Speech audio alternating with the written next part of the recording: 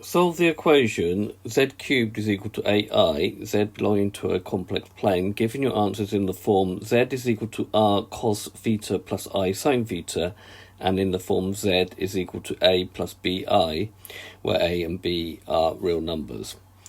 Okay, so we've got z cubed is equal to 8i, so if we let w be equal to 8i, and then draw that on a complex plane, so we've got the real part, the imaginary part here, and our complex number will be here 8i, making an angle, an argument of pi over 2.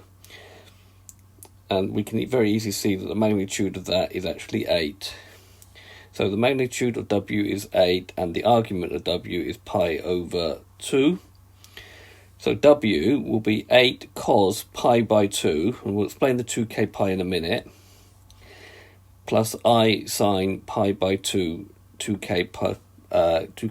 Now, it's 2k pi. If you add 2 pi to this, you get back to the same position round on the circle, i.e. 5 pi by 2. And also, for any other multiple of k, you'll always get back to the same argument, the same place on the complex plane. K belongs to the set of integers, okay? And first, obviously, k is 0, k is 1, and k is 2. Zk will be the... So in this, we need to take the cube root of this, so it'll be the cube root of 8 to the 1/3, and then the cube root of all this, cos pi of pi plus 4k pi over 2. What I've done here is I multiply the 2 up here to make a common denominator. It's easier to deal with if you do that. And then pi plus 4k pi over 2 here. If we then apply de Moivre's theorem to that, the cube root of 8 is 2. Then if I bring down de Moivre's theorem, that means I bring down that 1/3 and put it in front, so it becomes 1/3 times 2. So this now becomes pi over 4k pi over 6. The same here, using de Moivre's theorem. Right, then we need to solve it for k is equal to 0. Now you go up to k to 1 less than what you're actually taking the root. So k is 0. So this bit will be 0. It will just be pi over 6 plus I sine pi by 6. Okay, which is equal to 2. Now cos of pi by 6 is root 3 over 2. And then sine of pi by 6 is 1/2. Taking the 2 in, we get root 3 plus 1. So we got the two formats, r cos theta plus I sin theta, and then a plus bi here. And then we do the same for z is equal to 1.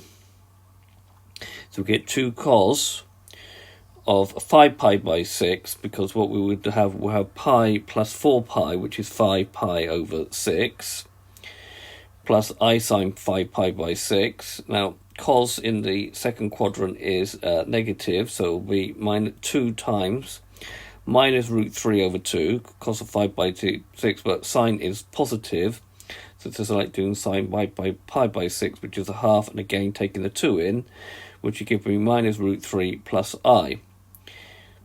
Finally, we need to do when k is equal to 2, so that will be z2. We get 2 cos 9 pi by 6 plus I sine 9 pi by 6.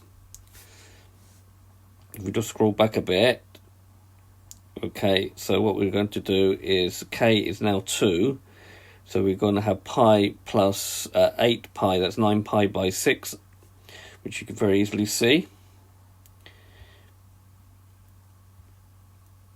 plus I sine 9 pi by 6.